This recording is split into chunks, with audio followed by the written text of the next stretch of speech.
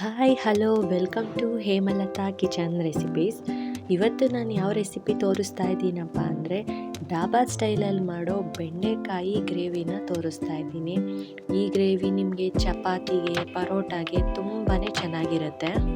ನೀವೇನಾದರೂ first time ನನ್ನ ವಿಡಿಯೋನ ನೋಡ್ತಾ ಇದ್ದರೆ ಸಬ್ಸ್ಕ್ರೈಬ್ ಬಟನ್ನ ಕ್ಲಿಕ್ ಮಾಡಿ, ಪಕ್ಕದಲ್ಲಿರೋ ಬೆಲ್ ಐಕಾನ್ನ ಒತ್ತಿ.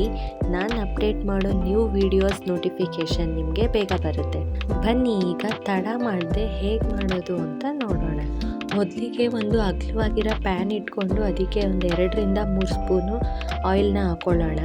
ಆಯಿಲ್ ಹಾಕೊಂಡಾದ್ಮೇಲೆ ಇದಕ್ಕೆ ಸಣ್ಣದಾಗಿ ಹೆಚ್ಚಿಟ್ಟಿರೋ 2-3 ಈರುಳ್ಳಿನ ಹಾಕ್ಕೊಳ್ಳೋಣ. ನಾನಿಲ್ಲಿ 2 ಈರುಳ್ಳಿ ತೊಗೊಂಡಿದ್ದೀನಿ.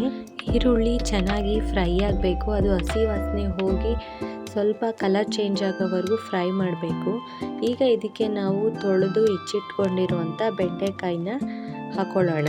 ನಾನಿಲ್ಲಿ ಬೆಂಡೆಕಾಯಿನ ಸಣ್ಣದಾಗಿ ಹೆಚ್ಚಿಟ್ಕೊಂಡಿದ್ದೀನಿ. ನೀವು ಬೇಕಾದರೆ ಮೀಡಿಯಮ್ ಸೈಜ್ಗೆ ಕಟ್ ಮಾಡ್ಕೋಬೋದು. ಈ ರೀತಿ ಬೆಂಡೆಕಾಯಿನ ಈರುಳ್ಳಿ ಜೊತೆ ಹುರ್ಕೊಳ್ಳೋದ್ರಿಂದ ಬೆಂಡೆಕಾಯಿಲಿರುವಂಥ ಲೋಳೆ ಬೇಗನೆ ಕಡಿಮೆ ಆಗುತ್ತೆ. ಈ ಥರ ಒಂದು 3-5 ನಿಮಿಷದವರೆಗೂ ಇದನ್ನು ನಾವು ಫ್ರೈ ಮಾಡ್ತಾನೆ ಇರಬೇಕು. ಇಷ್ಟು ಫ್ರೈ ಆದರೆ ಸಾಕು. ಈಗ ಬೆಂಡೆಕಾಯಿ ಲೋಳೆ ಎಲ್ಲ ಹೋಗಿದೆ. ಈಗ ಇದನ್ನು ನಾವು ಸಪ್ರೇಟಾಗಿ ಒಂದು ಪ್ಲೇಟ್ಗೆ ಎತ್ತಿಟ್ಕೊಳ್ಳೋಣ. ಈಗ ಅದೇ ಬಾಣಲಿಗೆ ಮತ್ತೆ 2 ಸ್ಪೂನ್ ಆಯಿಲ್ನ ಹಾಕ್ಕೊಳ್ಳೋಣ. ಈಗ ಇದಕ್ಕೆ 1 ಗೆಡ್ಡೆ ಜಜ್ಜಿರೋ ಬೆಳ್ಳುಳ್ಳಿನ ಹಾಕ್ಕೊಳ್ಳೋಣ.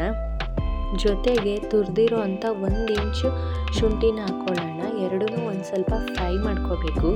ಈಗ ಇದಕ್ಕೆ ನಾವು 2 ಉದ್ದುದಾಗಿ ಹೆಚ್ಚಿಟ್ಕೊಂಡಿರೋ ಗ್ರೀನ್ ಚಿಲ್ಲಿನ ಹಾಕ್ಕೊಳ್ಳೋಣ.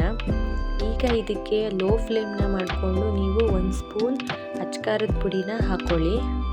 ಅಚ್ಕಾರದ ಪುಡಿನೂ ಸ್ವಲ್ಪ ಫ್ರೈ ಮಾಡ್ಕೊಂಡಾದಮೇಲೆ ಇದಕ್ಕೆ ನೀವು 2 ಮೀಡಿಯಮ್ ಸೈಜ್ ಟೊಮೆಟೊನ ಪ್ಯೂರಿ ಮಾಡ್ಕೊಂಡು ಹಾಕ್ಕೋಬೇಕು. ಈಗ ಫ್ಲೇಮ್ನ ಮೀಡಿಯಮ್ಗೆ ಇಟ್ಕೊಳ್ಳೋಣ. ಈಗ ಇದು ಈ ಥರ ಆಯಿಲೆಲ್ಲ ಬಿಟ್ಕೊಂಡಾದಮೇಲೆ ಈಗ ಇದಕ್ಕೆ ನಾವು ಅರ್ಧ ಸ್ಪೂನ್ ಅರಿಶಿಣ ಪುಡಿನ ಹಾಕ್ಕೊಳ್ಳೋಣ. ಜೊತೆಗೆ 1 ಸ್ಪೂನ್ ಧನಿಯಾ ಪುಡಿ, ಅರ್ಧ ಸ್ಪೂನ್ ಗರಂ ಮಸಾಲನೂ ಸೇರಿಸ್ಕೊಂಡು ಚೆನ್ನಾಗಿ ಮಿಕ್ಸ್ ಮಾಡ್ಕೋಬೇಕು. ಈ ರೀತಿ 1 ನಿಮಿಷ ಫ್ರೈ ಮಾಡ್ಕೊಂಡಾದಮೇಲೆ ಇದಕ್ಕೆ ಅರ್ಧ ಕಪ್ಪಷ್ಟು ಮೊಸರನ್ನ ಆ್ಯಡ್ ಮಾಡ್ಕೋಬೇಕು. ಮೊಸರನ್ನ ಆ್ಯಡ್ ಮಾಡ್ಕೊಂಡಾದ್ಮೇಲೆ ಲೋ ಫ್ಲೇಮಲ್ಲಿಟ್ಟು ಈ ಥರ ಚೆನ್ನಾಗಿ ಮಿಕ್ಸ್ ಮಾಡ್ಕೋಬೇಕಾಗುತ್ತೆ.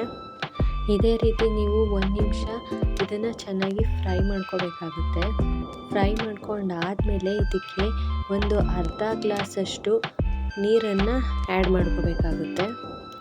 ಇದನ್ನು ಚೆನ್ನಾಗಿ ಮಿಕ್ಸ್ ಮಾಡ್ಕೊಳ್ಳೋಣ ಒಂದು ಸಲ.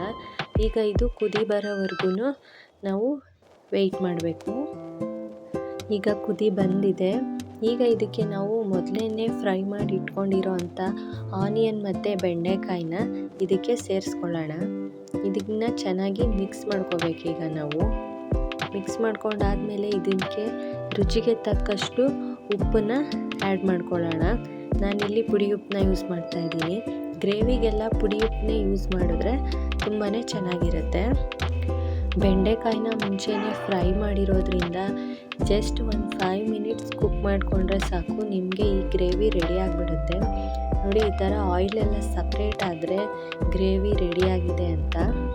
ಈ ಗ್ರೇವಿನ ನೀವು ಚಪಾತಿ ಜೊತೆ ಪರೋಟ ಜೊತೆಗೆ ತುಂಬಾ ಒಳ್ಳೆ ಕಾಂಬಿನೇಷನ್ ಆಗುತ್ತೆ. ಈ ರೆಸಿಪಿ ನಿಮಗೆ ಇಷ್ಟ ಆದರೆ ಲೈಕ್ ಮಾಡಿ ಮತ್ತು ಮನೇಲಿ ಟ್ರೈ ಮಾಡಿ ಹೇಗಿತ್ತು ಅಂತ ಕಮೆಂಟ್ ಮಾಡಿ. ಇದೇ ರೀತಿ ರೆಸಿಪಿ ವಿಡಿಯೋಗಳಿಗೋಸ್ಕರ ನನ್ನ ಚಾನಲ್ನ ಸಬ್ಸ್ಕ್ರೈಬ್ ಮಾಡಿ. Thank you for watching.